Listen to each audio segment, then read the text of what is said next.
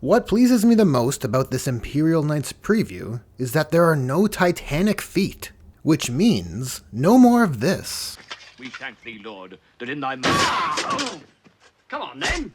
What? How at you! Today's faction focus is on Imperial Knights, and I gotta say, these god machines are looking pretty good. Let's take a look. Before we get started, we get some text at the top of the article explaining what sounds like a crucial element of the Imperial Knights playstyle. And then at the bottom of the article, they further define what this means. Hey Warhammer community, might be a good idea to spotlight such crucial interplay for a faction in detail when doing something called a faction focus. Anyways, the text suggests that Imperial Knights work together, with Questoris Knights shepherding smaller armigers, using their bondsman abilities with paladins doling out lance and lethal hits, and gallants offering rerolls to hit and charge. And I'll add, it suggested that Dominus Knights can share their stronger ion shields with their smaller kin. Looking at the preview spotlights, their code Chivalric returns from 9th edition as their army rule. However, following the trend, it's been simplified. During mission setup, you select one of the oaths from the two listed below. Each oath provides a perk to your army, and upon completing the deed, you gain 3 command points. The Lay Low the Tyrant Oath allows your units to reroll hit rolls and wound rolls of 1.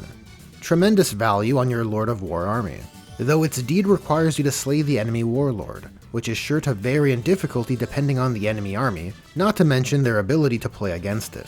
Conversely, the Reclaim the Realm Oath adds 1 to your move and advance and charge rolls, the deed requiring you to control 1 or more objectives in your opponent's deployment zone.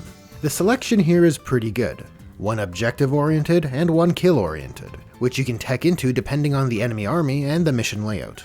Thankfully, we've been shown the Imperial Knights detachment rule for their index period. The Noble Lance detachment provides your knights with the Noble Heroes rule, granting your knights a 6-up Feel No Pain, which when they become honored gives them a 5-up Feel No Pain.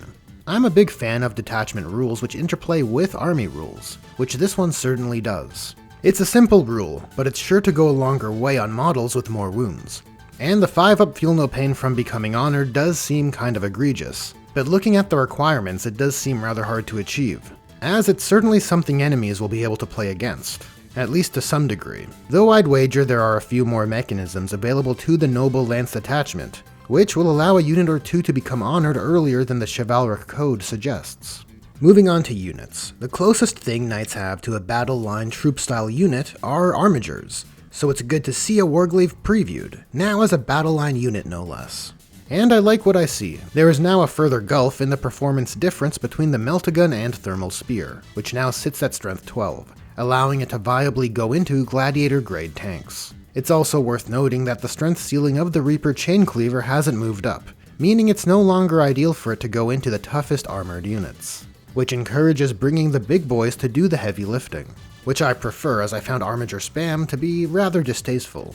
Though their unique ability, Impetuous Glory, is pretty spicy, giving them sustained hits in melee in a turn where they charged, which nicely benefits from their army rules. In the Big Cheese spotlight we got Canis Sustained Hits Rex, who finally seems like he's worthy of that named character status. Just look at this guy, sustained hits for days. And his Chainbreaker ability allows hit rolls of 5+ to count as criticals, just in case you needed more sustained hits. His other ability, Legendary Freeblade, lets him use a stratagem once per turn for 0 command points, even if it was already used that phase, which is a pretty great perk. The general takeaway for Questoris class knights is his stat line, which I assume will be the standard for them. Toughness 12, a 3-up save, and Objective Control 10 are what seems most noteworthy to me. In the weapons spotlight, we got the Knight Valiant's Thundercoil Harpoon. Same range, 1 shot with a beefy strength of 24, AP -6, and 12 damage. What's most noteworthy here is that we have an interesting combination of abilities working together. Its anti-abilities ensure monsters and vehicles are always wounded on a 4+, but more importantly, those wound rolls of 4+ always count as critical hits. So on a 4+ to wound with the Thundercoil Harpoon, against vehicles and monsters you deal 12 mortal wounds. It makes me queasy. We also got a second weapon preview, one which I quite like, and I think we should all take a moment to appreciate what this new weapons paradigm affords us, as now the Rapid Fire Battle Cannon has the Rapid Fire ability. When it's at half range, which will be most of the time given its range of 72 inches, it will fire 2d6 plus 6 shots. So anywhere between 8 and 18 shots, plus a few more depending on what you're shooting at, because it's also a blast weapon. And for the Imperial Knights, we got another double stratagem feature, both from the Noble Lance detachment. Shoulder the Burden is used on a knight which has lost wounds, granting them +1 to their stat line, barring their wounds characteristic, and a +1 to hit until your next command phase. Even at 2 command points, it's a beast of a stratagem, certainly giving you more than your typical, operate as if on your top bracket stratagem. The restriction though is you can only use this stratagem once, and then once more by fulfilling your selected oath. Nice to see stratagems interplaying with the army rules. And Trophy Claim is used in your shooting or fight phase on an Imperial Knight model which has not yet shot or fought this phase. And you select one enemy monster or vehicle unit as the target. Until the end of the phase, that knight gets +1 to wound when targeting that vehicle or monster. If you destroy the target, you gain 1 command point. But if you fail, you can't use this stratagem for the rest of your battle. Dishonor! Dishonor on your whole family! Make a note of this. Dishonor on you! Dishonor on your cow! Immediately, I look to Canis Sustained Hits Rex, as here I think there's big money value.